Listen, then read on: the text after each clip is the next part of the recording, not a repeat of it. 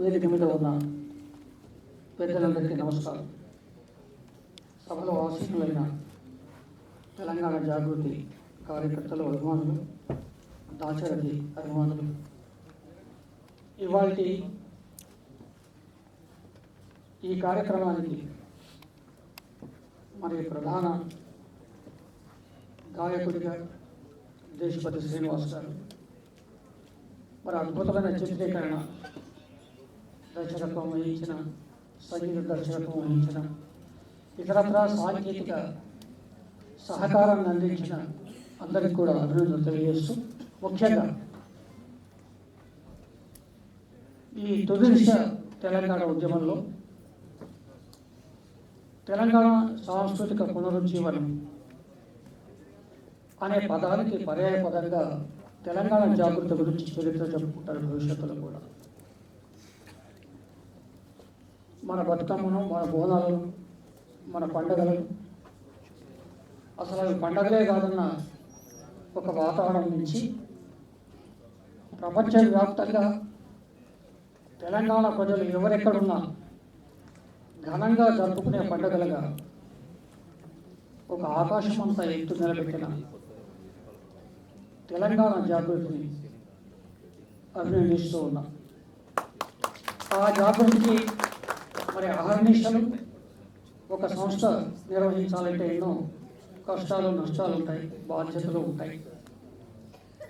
వాటిని అధిగమిస్తూ మరి కవితం ఇందాక ఎమ్మెల్సీ పదవి శాశ్వత కాదని గౌరీశంకర్ అన్నాడు. నిజమే, కవితమ్మ గారికి ఎమ్మెల్సీ పదవి కంటే, ఎంపీ పదవి కంటే కవితమ్మ అంటే తెలంగాణ బతుకమ్మ అనమే గొప్ప పదవి, అది శాశ్వతం. మరి ఆ సంస్థ కవితమ్మ గారి నేతృత్వంలో ఇవాటికి కొనసాగుతూ తెలంగాణ సంస్కృతిని శాశ్వతీకరించే ఒక గొప్ప ప్రయత్నం చేయడం. వర్తమాన సమాజంలో చాలా వేగంగా వెళ్ళిపోతున్న నేటి యువతకు తెలంగాణలో త్యాగధనులు ఎవరు, తెలంగాణ పోరాటం ఎవరు చేశారు, సమాజం కోసం వారి రచనలు ఏంటి, వారి త్యాగాలు ఏంటి చెప్పాల్సిన అవసరం ఉంది.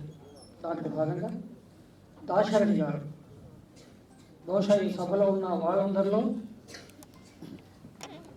దాశరథి గారిని స్వయంగా ఆయన చూసి ఆయన మాట్లాడే ఇంటికి వెళ్ళిన అదృష్టం నాకే దక్కిందని భావిస్తూ ఉన్నాం.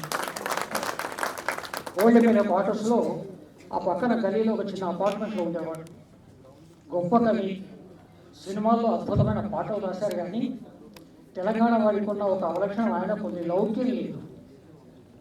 గొప్ప గొప్ప సినిమా పాటలు, ఆయన డబ్బు సంపాదించాలంటే 2 చేతులు సంపాదించవచ్చు, కానీ సాధ్యం కాలేదు. ఆయన గొప్ప పోరాట వీరుడే. కానీ మరోవైపు ఇంకో పాఠంలో గోళా మనిషి, అమాయకుడు.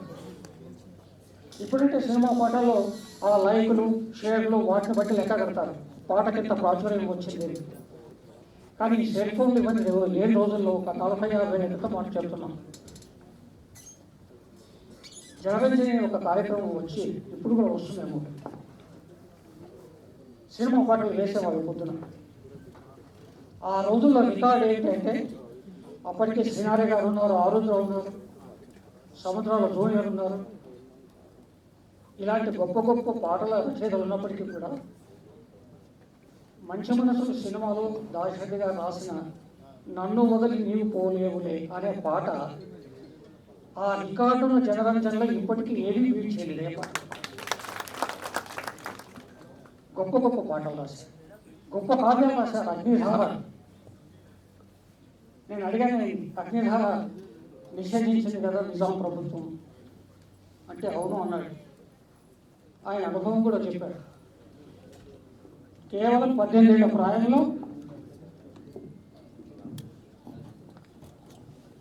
వరంగల్లో సారస్వత పరిషత్ వారి ఒక సాహిత్య కార్యక్రమానికి వెళితే సూరవరం ప్రతాప్ రెడ్డి గారు లాంటి ప్రముఖులంతా ఉన్నారు సభలో. రజాకర్లు వచ్చారు, ఆ టెంట్లని దగ్ధం చేశారు.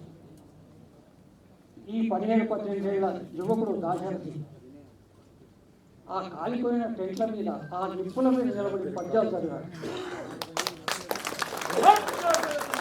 ఓ నిదాంతు శాసన కానరాడు, నిన్ను పోలిన రాజు మా కిందడి అని తీగలను తెలిపి అగ్నిలో దింపినావు, నా తెలంగాణ కోటి రత్నాలని అని అప్పుడు అన్నాడు. ఆ ఒక్క పద్యపాదం నా తెలంగాణ కోటి రత్నాలని అన్నదే మొన్నటి మన తెలంగాణ పోరాటంలో కూడా మన చేతికి ఒక ఆయుధంగా ఉంది. కానీ అది నిజామాబాద్ ఖిలా జైల్లో చాలా పుట్టివాడు ఆయన దాశరథి. ఓ పంచకట్టు, ఆ రోజుల్లో కమీజ్ అనేవాడు. మరి ఇప్పటి తరాలకు ఆ పేర్లు పుట్టినాయని తెలియదు, కానీ కమీజ్ ఇప్పుడు కనిపించట్లేదు.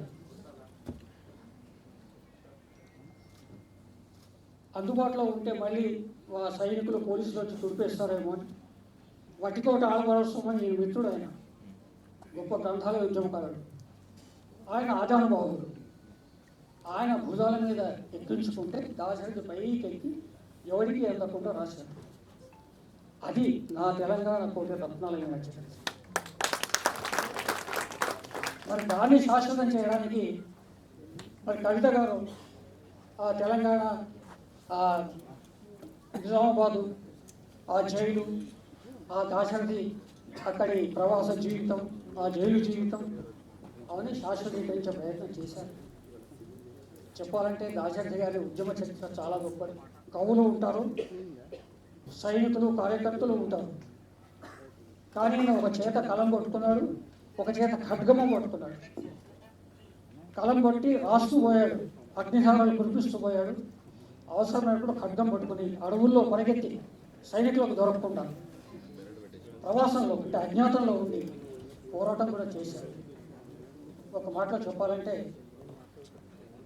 తొలి దశ తెలంగాణ సాహిత్యం, ఆనాటి పోరాటం, ఆనాటి త్యాగం ఎంత గొప్పది అంటే ఆయన జైల్లో ఉంటే ఆ సిమెంటు సున్నం కలిపిన అన్నం పెట్టేవాళ్ళు. ఆయన పాపం ఆయన జీవితాంతం ఆ బాధపడ్డాడు ఆ కడుపు నొప్పితో. ఆ త్యాగాలు, ఆ కష్టాలు తెలుసుకోవాలంటే తప్పనిసరిగా దాశరథి గారి జీవితాన్ని మనం చదవాలి. యాత్రా స్మృతి అని తన జీవితానికి సంబంధించిన ప్రధానమైన ఘట్టాలను ఆయన రాశాడు. కాబట్టి పూర్వీకులను, త్యాగదనులను, పోరాట పటిమ ఉన్న నాయకులను తెలుసుకోవడం వల్ల మనం స్ఫూర్తి పొందుతాం. మన తెలంగాణను మరింతగా ముందుకు తీసుకోవడానికి ప్రయత్నం చేస్తాం. తెలంగాణలో జరుగుతున్న అన్యాయాన్ని ఖండించే ఒక స్ఫూర్తిని మనం తెలుసుకుంటాం.